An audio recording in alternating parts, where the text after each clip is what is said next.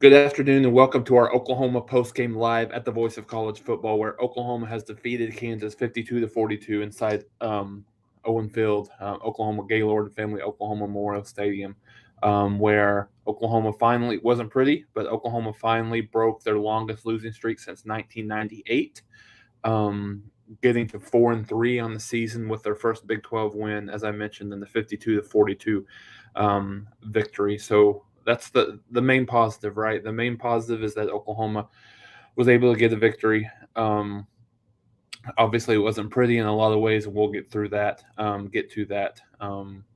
So thanks everybody for joining. Please make sure you guys hit that like and subscribe button, put that notification bell so you know when we go live, when we make changes and things like that. Particularly as we go, as we go through the week. Each and every week in case there's some changes that we have to make in terms of when we go live and things like that. But Oklahoma, like I said, Oklahoma gets the win 52-42. And so we'll kind of, as customary, we'll start on the offensive side and then work our way defensively. Offensively, obviously, was a far, it kind of shows the level of reliance, obviously, that this team has and Dylan Gabriel and him being on the field. Certainly, Oklahoma played their best offensive game, I would say, of the year. Couple of mistakes. The only mistakes they were self-inflicted wounds. Otherwise, they did whatever they wanted to in the game. Over 700 yards of total offense, one interception and two fumbles by Dylan Gabriel were the only negative marks in an overall just flawless performance on the offensive side of the ball. Like I said, 52 points, over 700 yards of total offense. I think Oklahoma had right at or a little bit below 500 total yards of offense in the first half, which was close to a record in terms of total yards for a half for our University of Oklahoma team. I believe that was only slightly less than the 1986 Oklahoma team that beat Missouri 77-0, if I remember that correctly. So yeah, going down the set, Dylan Gabriel, 29 out of 42, 403 yards, 2 touchdowns, and just that one interception. Running the game, Eric Gray was wonderful. 20 carries for 176 yards and a couple of scores. Javante Barnes, 21 carries, 69 yards and 2 scores. And then Dylan Gabriel, a few more carries for my liking based on how important he is to being on the field for Oklahoma, but he did have 10 carries for 37 yards. Drake Stoops, a couple of carries for 23 yards. They talked about this on the broadcast, but Marvin Mims was clearly a big target. I think he was targeted somewhere in the neighborhood of 17 times, had 9 catches for 106 yards. Braden Willis continues to be very consistent on this team, really consistent just in terms of, I think, probably the best overall player that's on this roster, offensively or defensively. Oklahoma, with him, he was able to get five catches for 102 yards.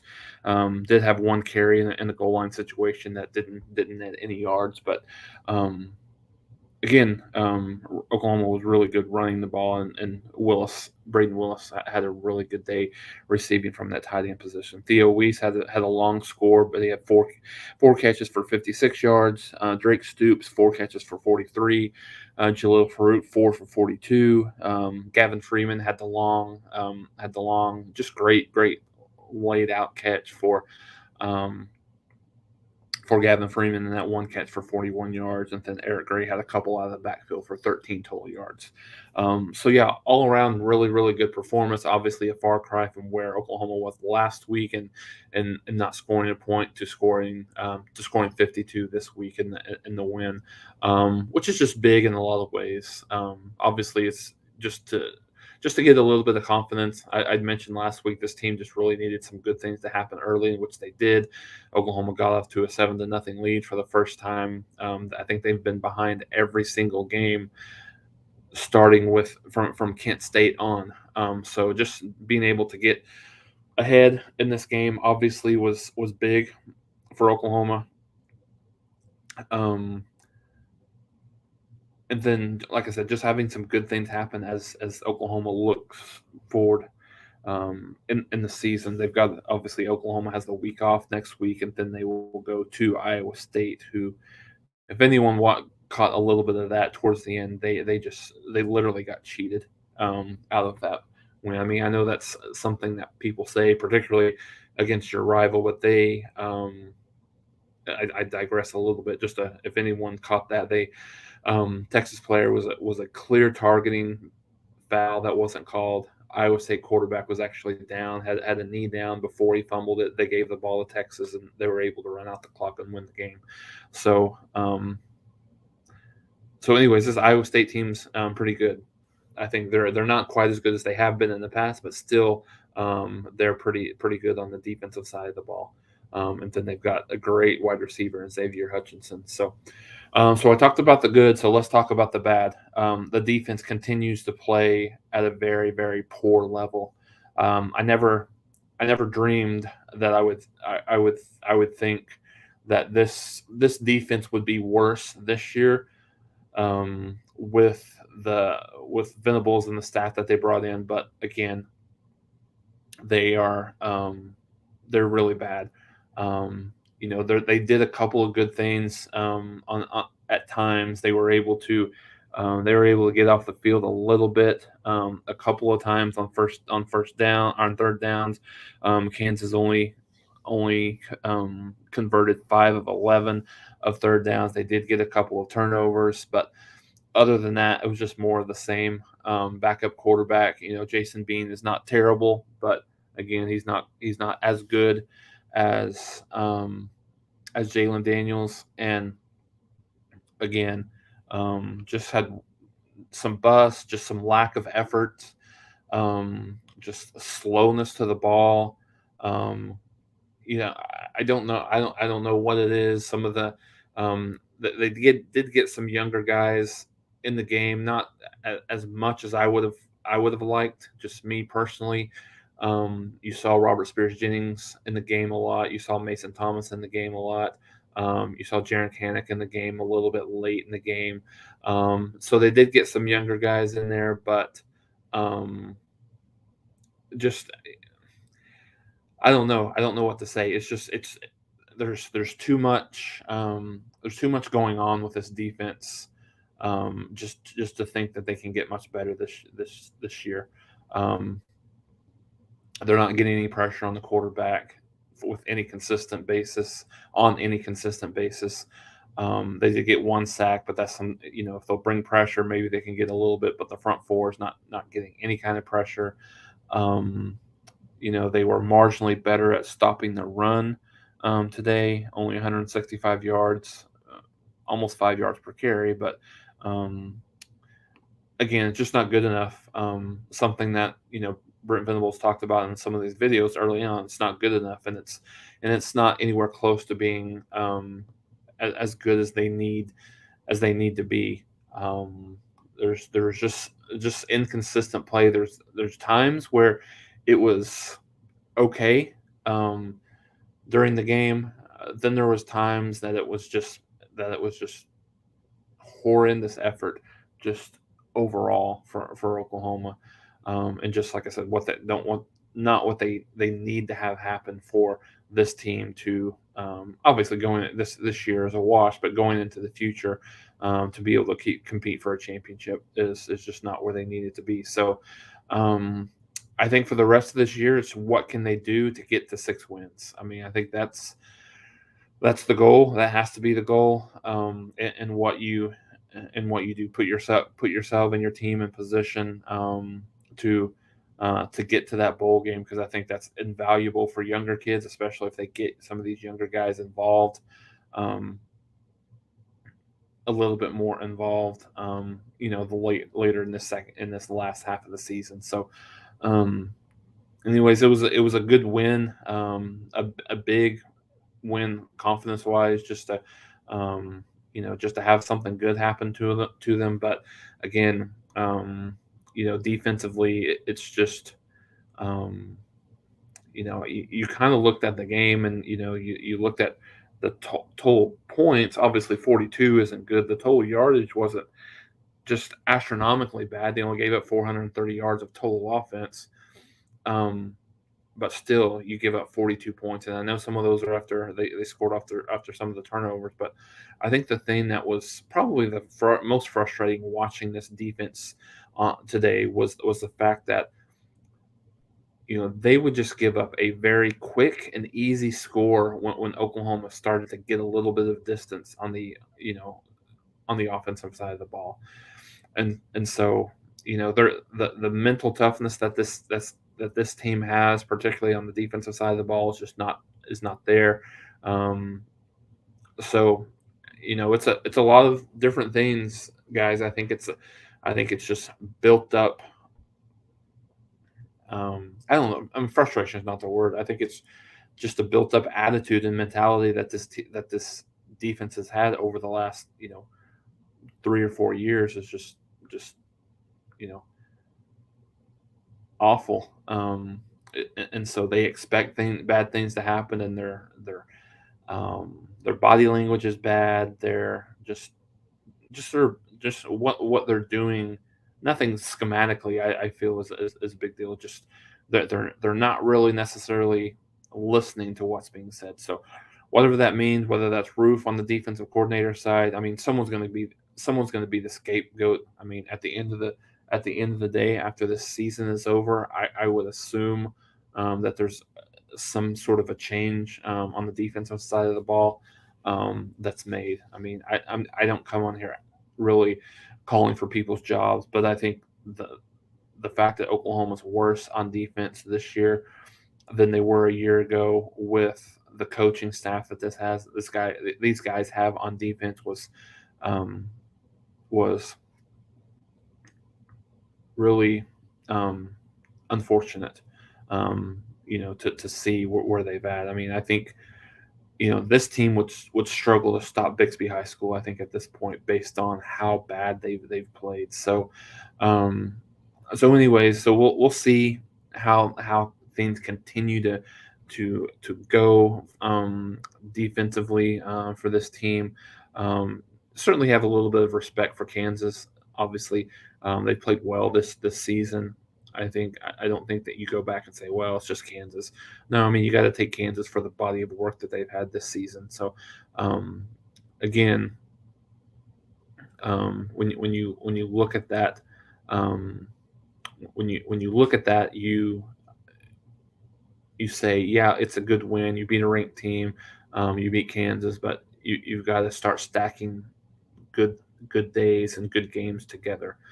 Okay, so again, obviously there's positive in the fact that Oklahoma won the game by 10 points, but the fact that you put up 52 points and you have 700 yards of total offense and still got to struggle to win a close game is just unfortunate for Oklahoma. But um, one of sudden change is something that they've got to. It happens in games, and you'd like to get to the point where you're clean and you don't turn the ball over. But sudden change happens. There's going to be turnovers, and so that's where the biggest struggle was, probably just on that sudden change. But again, as a win is a win.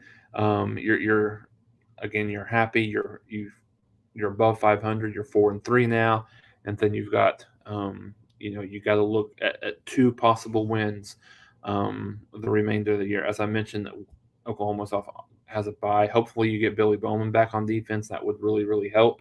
That's particularly the back end of the defense. But you've got two more home games and 3 games on the road. You go to Texas Tech, to Iowa State, and to West Virginia. 3 games that are certainly winnable, um, but you're going to have to play a lot better defense. If you're not playing good defense at home, what's there to say that you're going to play good defense on the road? So you have to. I think you're probably coming into this thinking if you're Jeff Levy, if you're Dylan Gabriel, you have to outscore. You have to outscore the opponent each and every week, which is unfortunately this is something that this team has become accustomed to, over the last few years. So, and again, that's going to be the same. It's going to be the same going forward. So Oklahoma has they did get the first win, but have given up 41, 55, 49, and 42 points in Big 12 play thus far. So you have to have the mentality offensively that we're going to have to put up for at least 40 if we're going to win each and every game the rest of the way with that mentality. So, but the good thing is I think this Oklahoma offense with a healthy Dylan Gabriel does have the opportunity to be better, to do that and to be better than they have been. I think it's a continuous work in progress. The offensive line is much better. You've got three real strong running backs. When you look at Eric Gray, Javante Barnes, and then even Marcus Major as well.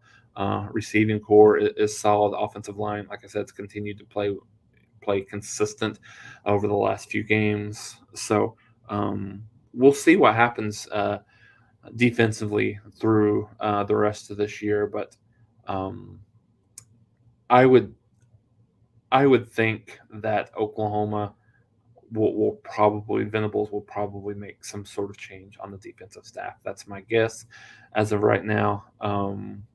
The Ted Roof experiment, I should say, has not panned out super well thus far. So we'll take your questions and comments that you have.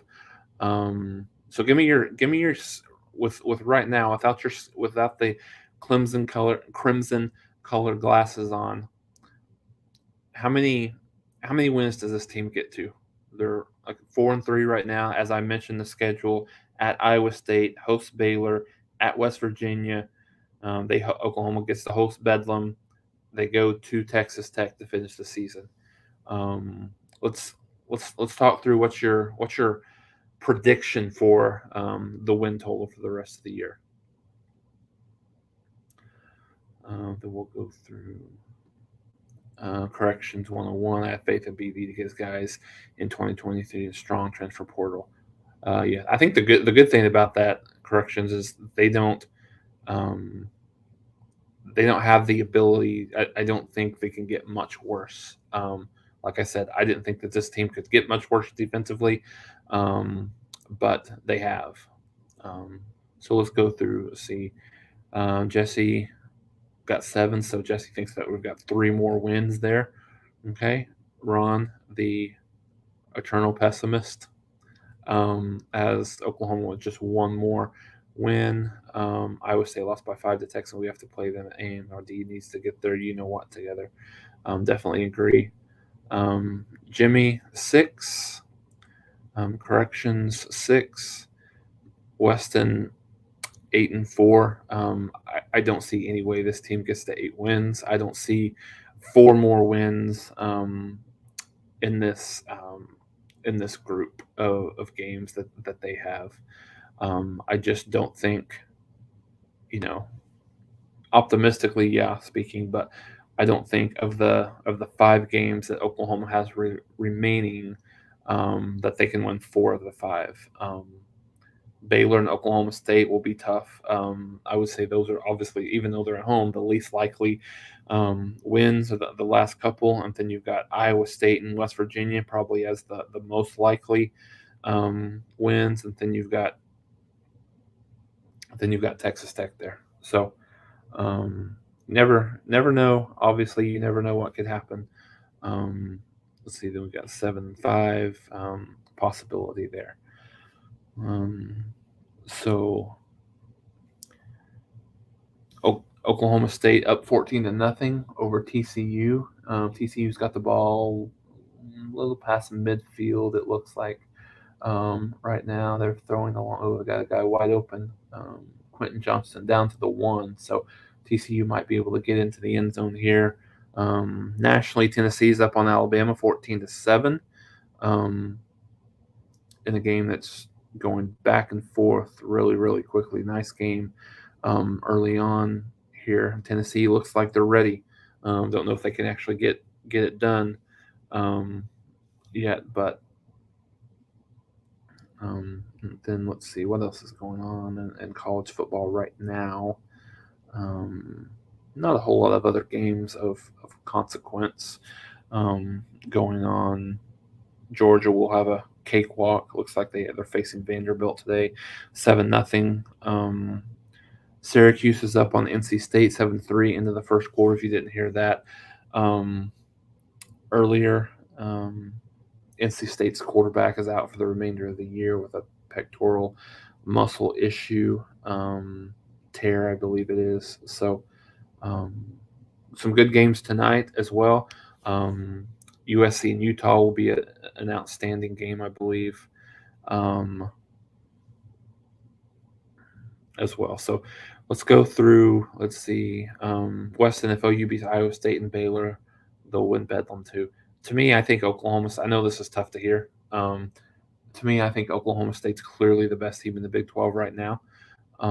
We'll see how things go. I mean, there's an element of trust that you have to have with Spencer Sanders that I just frankly don't. But I think right now, where we're at, Oklahoma State is clearly the best team in the Big 12. So let's see how that um, continues to go.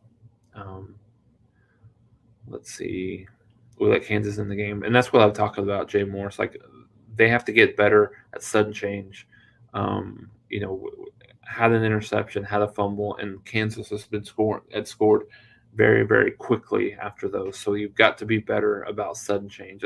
I mean, if you turn the ball over when it with inside your own 20, like I can get that, I can understand. Um, again. Jason, do you think OU should keep Roof? So Ron, just all cards on the table here. I wasn't necessarily a huge fan of the hire to begin with. Um, I kind of considered it to be a hire as Brent Venables is running the defense and Roof is just a guy up there up in the press box. As kind of helpful eyes there. So at this point, I would say no. I wouldn't.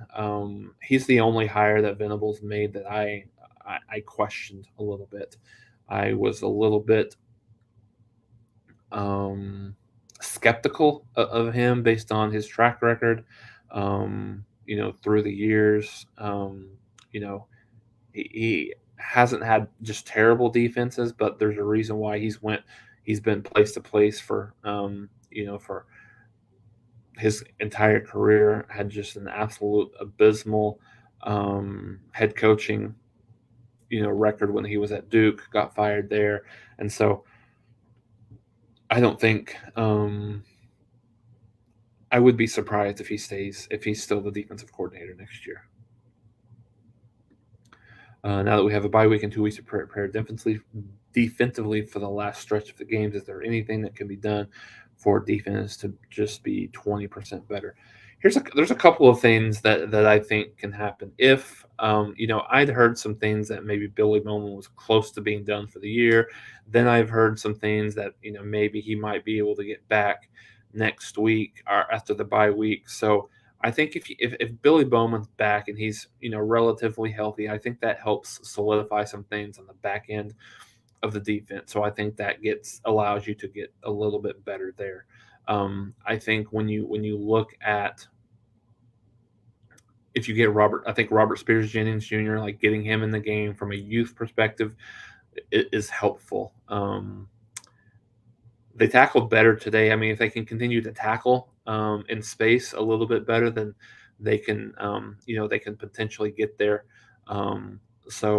They need something from the front four. I mean, I think that's what they need to have to be able to play a little bit better on defense. They've got to get some kind of pressure on the quarterback, and they're just not generating any pressure whatsoever on the quarterback.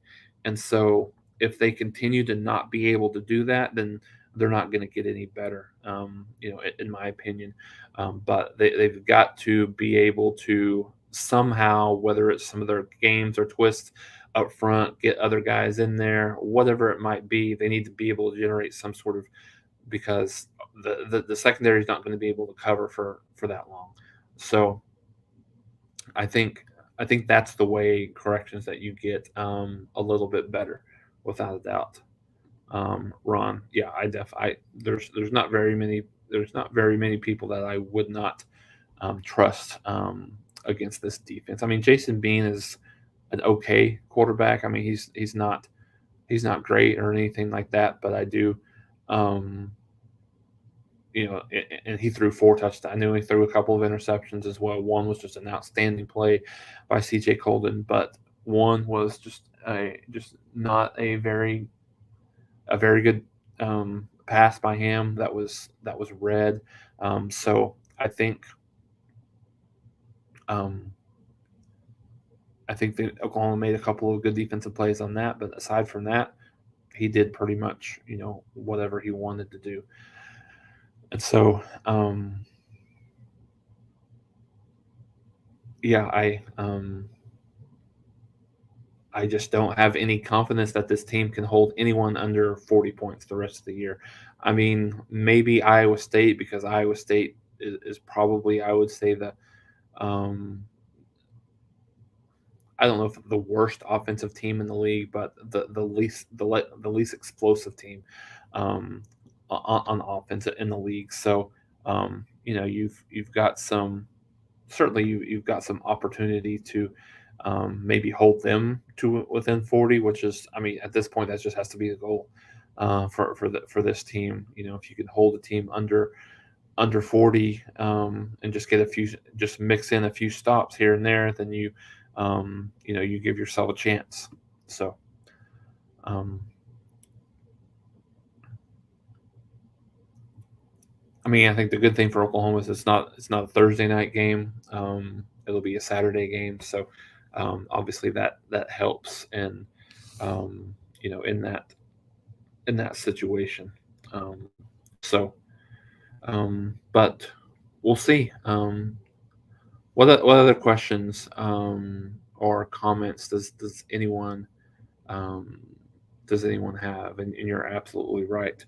Um, Corrections, um,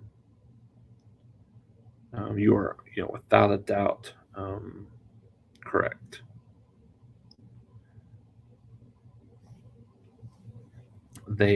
Oklahoma has not um, has made every quarterback look fantastic this year, which is just disturbing trend. So um,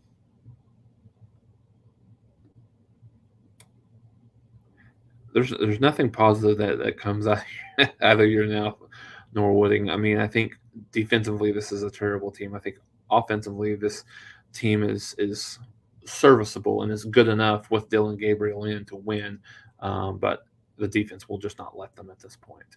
Um, why would Venables not take over the defense other than stubborn pride? And I don't know. I mean, maybe he is taking over the defense, but and maybe it's at this point that he's lost it. He's lost the defense. Um, so yeah, we'll see how this continues to go. So